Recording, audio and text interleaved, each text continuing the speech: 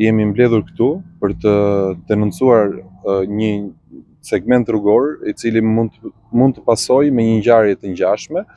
Këtu siç e shikohet edhe nga pamjet, rruga nuk ka përfunduar ende, ka nisur që në maj të vitit 2021, është vizituar edhe nga kryeministri Rama përpara zgjedhjeve qendrore dhe përpara se sa të ndodhi një tragjedi tjetër, ne dëshirojmë që t'i vëmë përpara përgjegjësisë të gjitha institucionet shtetërore.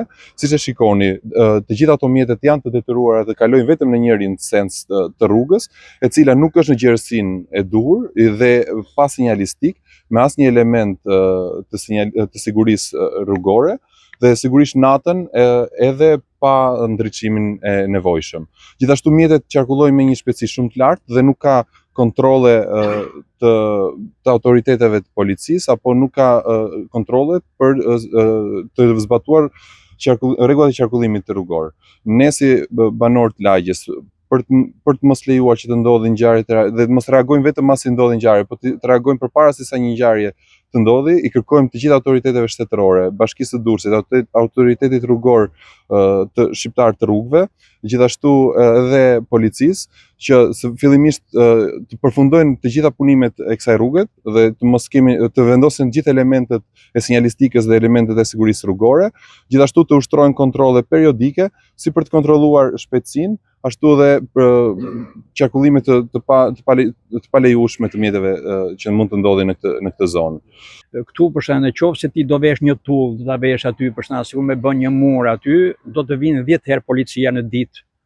Ndërsa për shpejtësi, për shqetësime, për lëvizje, do thënë që lëvizin nganjëherë edhe me 150 lëvizin në këtë rrugë, që ndoshta këto janë me 30 ose 40 kilometra, nuk i bën ndërmend kujt fare. Të gjitha instancat e pushtetit duhet të jenë më të ndjeshme, më të përgjithshme, më të disiplinuara, sepse nuk është disiplina që vetëm dalësh në një rrugë kyç aty apo të rish i maskuar për të kapur ose për një gjop, por do të kontrollosh gjithë territorin, por të kapish edhe gjithë shqetësimet, gjithë problemet që ka komuniteti ose zona. Shqetësime më ashtu. Unë sa dalë çdo, o me të makina të është nej, o me të makina të kokë nej. Se kjo kabina nuk le me pa rrugën. Vjen makina me shpejtësi, mirë se po me çmina, vitin 3 fëmijë këtu, ditë vdekun e një të plagosën. Po vinë tjerë, çdo sekond ka lëvizje këtu. Ja, kjo kabina bënim vdekje.